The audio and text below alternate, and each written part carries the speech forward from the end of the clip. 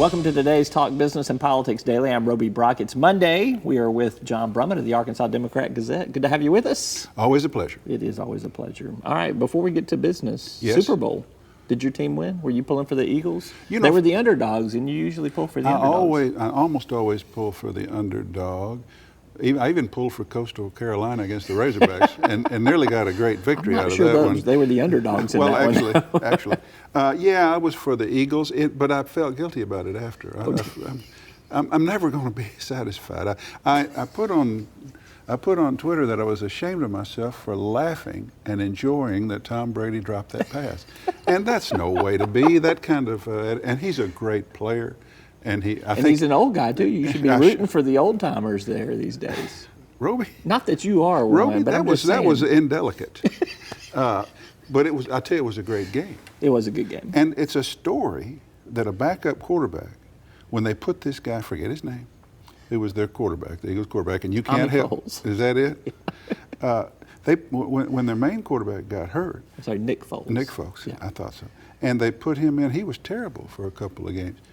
Wow, what a performance! Yeah, and I just it was a very, very good game. A lot of offense that you wouldn't expect. The Eagles are supposed to be a defensive team, but very entertaining. Great game. It's good. Came down to the end there. The commercials I didn't think were up to par this year. You didn't? Did you? No, I watched a few of them. There were a few that Martin Luther King Dodge one seems to have really turned a lot of people off. That one may go down in history as PR nightmare. For them. Yeah, nothing really sticks Truck with me. sales may plummet as a result. They could.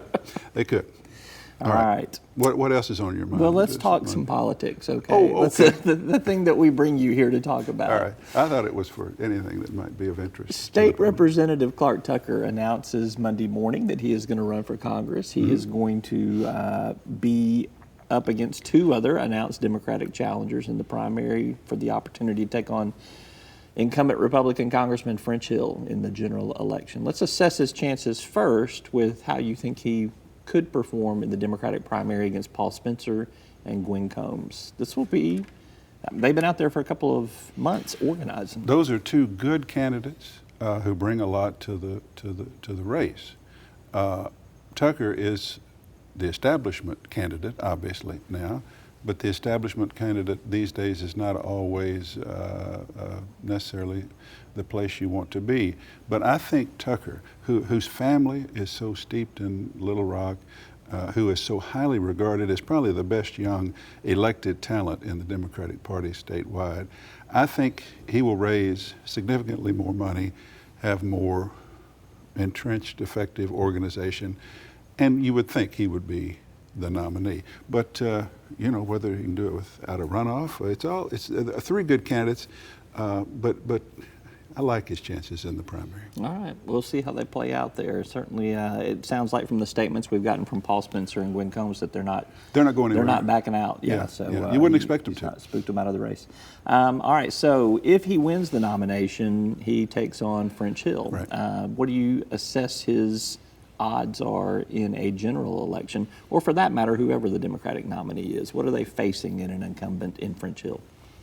Well, first, I think what Clark Tucker would bring as the nominee is some excitement to the Democratic Party. He is the kind of young man of credential and talent that people can rally around. It gives Democrats some hope and optimism, will give the Democrats some energy. So I think that's the first thing. I think his chances. Oh, and I think he also puts Pulaski County, Central Arkansas, sort of in play in the national midterm narrative. Mm-hmm. Possibly purple type districts, which we may or may not be. A Democrat challenging a steady Trump ally with the majority in the House at issue. I think it gives us an Arkansas element of that story. But let's be serious. Your guy, who does a column for your magazine, Robert Kuhn, he wrote that the Democrats look upon the 2nd District, great line, as an old girlfriend they can't get over, but she tends to have moved on. Yes. That was a great line, by the way. Are you familiar with that sentiment from your early days of romancing? We're not going there, so, yeah. I am. Okay. I think we all know just what he's talking about there.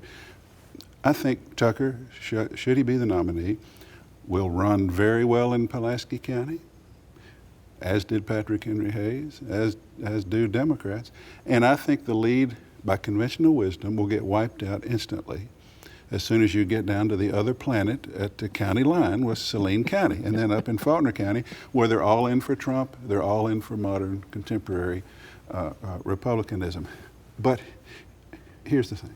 I believe Tucker, with all due respect to Spencer and Combs, thank you, is the best, is probably the best agent the Democrats can have for this job. He will make it interesting. He's going to run on health care. He's going to run on Hill's voting record, and less about Trump, because Trump is so popular. I mean, you run on the basis that I just outlined. Let's take back the House to put a check on Trump. That gets votes against you in Saline County and Faulkner County and White County, where Trump remains very popular. So it's a delicate dance he must do, but I think he believes this is an important time, and it makes it interesting, but probably not where you want to put your betting money right now. I would add one more piece to the analysis in that, as well as that Pulaski County, which is that Democratic stronghold, French Hill has a base in Pulaski County due to his longevity and ties in the business community. He does. And that cuts into a Democrat's base. If it were an open seat, it would be a different equation. Right, it would. And French Hill is from here. He's also highly regarded among the business community. Former head of the Chamber, Greater Little Rock Lives Chamber in Heights of and Commerce. Has friends in Hillcrest from his banking Shows days. up at some progressive Democratic Christmas parties. That's kind of, or at least one where I was saw him. So there's that. But Patrick Henry Hayes outpolled him significantly on that. Of course, he was mayor of North Little Rock. You'd think Clark Tucker could do as well. The issue will be, can you do what Vic Snyder was always able to do, which is to limit the hemorrhaging in Saline and Faulkner and the outlying counties? And that's a big if. Yep. For whoever the Democratic nominee is, Gwen Combs, Paul Spencer, or yes, Clark Tucker. three good candidates. All right, let's take a quick commercial break, and we're going to come back and talk some more state politics. I'm not even going to let you in on the national political scene today. How about that? I can't assault verbally the president this week. We'll find out if you I can may find a way to parlay work it in. Well, I probably not. All right. All right. We're back with more right after this. Arkansas Electric Cooperative Corporation provides electric energy across 2/3 of Arkansas. This is an exciting time in our energy history, with incredible progress being made in renewable energy and storage technologies.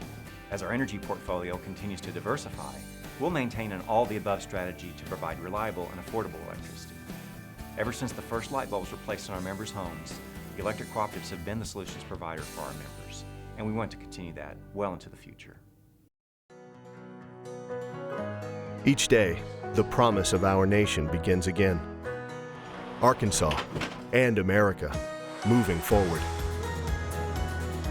I help make that promise a reality.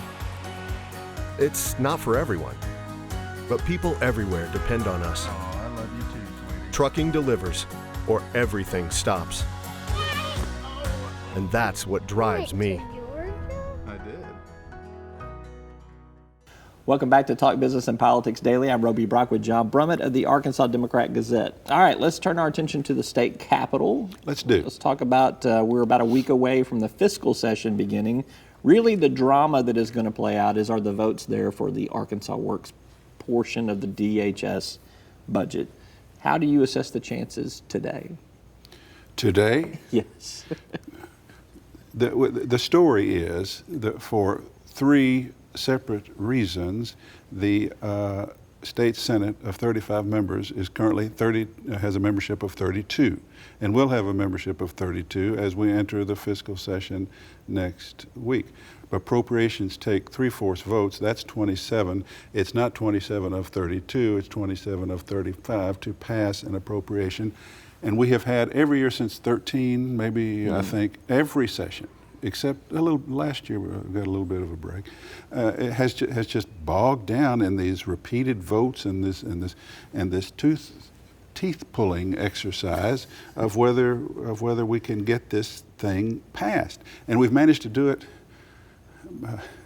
You remember, I think the fiscal session 2 years ago, they put into the appropriation language to kill the Medicaid expansion, which the governor then vetoed. Oh yeah, this is the line item veto. Which the that's governor, right. and everybody knew he was going to do it. He's going to take that out. So the people can vote to do away with it while they know that the governor's line item veto will be It was sustained. a little Wizard of Oz curtain. It was a working scheme. there. It was a scheme, and that's how they managed to do it. And they've done. It's just been. And we thought, okay, we've got a Republican governor who's appealing to a Republican administration for waivers so that we can have a work requirement, so that we can throw some 60,000 people off. Those things haven't come forward yet. Now we're down to 32 members of the Senate. Right now they can't do it. And I'm not sure they can do it, even though I saw the President Pro Tem dismaying. He's always quietly, He's working his smugly votes. confident. That's right. And I hope so. But I also have heard that we're not going to have an exercise. It has been decided, and we'll see if this is so, in which we just work it and work it and work it and stay a few extra days and try to get to those 3/4. If you can't get to it in 1 or 2 votes, possibly just go home. Yeah. Just go home and let the pressure build toward July 1 and the start of the fiscal year. Because if you go home, you got no human services budget, period. That's right. The biggest part of state government, you got no budget. Which would be Arkansas's entry into the exciting federal world of brinksmanship and possibly shutting down a big part of government. Not looking forward to that, but I'm telling you, that's the stakes of the game. That's where we are on that matter. So Senator Dismang tells me too that he's not really that open to a special session, but that would be the scenario where they would come back after the fiscal They'd have session and find a way. No, he doesn't want get it to, through. and it's his. He's always working it. He's the guy, you know, and he doesn't want to sit here and tell you, well, we could always have a special session, because that gives everybody an out. That's right. So he's saying, I think we're going to pass it this time. It's going to be difficult. We'll assess the votes, blah, blah, blah, blah, blah. And maybe they do. But 6 can stop it, and I think I can name 6 right now. And this is all complicated by something you might be getting ready to ask me about. I don't know. This pharmacy benefits, That's right. this pharmacy reimbursement thing. Right. You've got a couple senators who have voted for it before, who are in the interest of pharmacists who've had their reimbursement rates cut on name brand dramatically to the point that it's not covering their costs. Saying, and that includes the Medicaid Arkansas Works population, who say, "I'll not vote for the thing until we fix the thing for pharmacy." And Dismang sat right here in your show and said he doesn't see a legislative fix to that. Got to work it. So. Your question originally, right now, how do I assess it? Yet more drama on Arkansas Works or private Good for option. us, though. Think of the writing, the columns, John. You know, the conversation. But think of the stakes for the state. Romy. That's true. This 280,000 people with health insurance, and the whole human services budget, which affects human needs. I just lobbed that softball up so you could smack out the obvious on that. So you're welcome. Did I did fine. get it that. out of the park nearly? Here's a solution that I've been hearing about this pharmacy benefits managers situation. This PBMs, as they're called, which are the middlemen in this whole Remind me to say something about that. We've got pharmacy reimbursement rate. Our healthcare system. I had a column Sunday about how I'm excited that Amazon and Buffett and these do something about healthcare. Yeah. We've got a system in which we've come to depend passively on a middleman to pay our bills. Now the middlemen are getting middlemen to pay their bills. This thing is, we need wholesale reform and political and policy reform in the way we do our healthcare. It's just nuts. It's completely nuts. Anyway, your question was the solution. One of the things that I've heard floating is that there might be a way to write something into special language somehow. There always is. Circumvent it. But I want you to explain for viewers and listeners what special language is, because it's the thing that legislators use most handily to solve problems, and constituents in the public have absolutely no transparency when that stuff goes on. Oh, Roe, you've lobbed it up for me now. I have referred to the Special Language Subcommittee of the Joint Budget Committee as the den of all fiscal iniquity in state government. Here's the way they do it. The Joint Budget Committee will meet at 9:30 or 9. But at 7:30 or 8, in a tiny room way far away from the big budget room, the members of the Special Language Committee will meet, and special language is just that. in the appropriations process, you just put little words in there that can direct millions upon millions of dollars. The press, with all due respect, every session, I always say, I'm going to get up and go to special language every morning. I've never made it. I mean, They meet early. They meet early, and you got a few lobbyists, and you got these connected. Nick Wilson did his best work, which is to say his worst work, in the special language committee. So then when they put in these special languages that can redirect millions. Then the special language report goes to joint budget. And what does joint budget do? Accept the special language report? Rubber stamp. Oh yeah, sure. Done. That's how.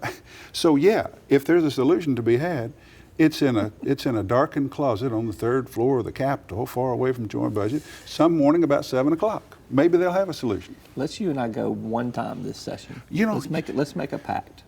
I'll meet you. I'll bring coffee. You right. and I do it. Bring one time. Bring a triple shot espresso. And I think the assignment, if you really want to do it right, is to be there every time. Yeah. One time they'll just put the agenda in the drawer if they see us and pass it the next time. It is a remarkable institution and concept, special language. I'm glad you gave me an opportunity to explain it to the viewers. He's All right. John Brummett with the Arkansas Democrat-Gazette. Good conversation. Good to be with you. Always. All right. Bye. Thank you so much. Thank you for tuning in. That's all for today's program. We'll see you next time.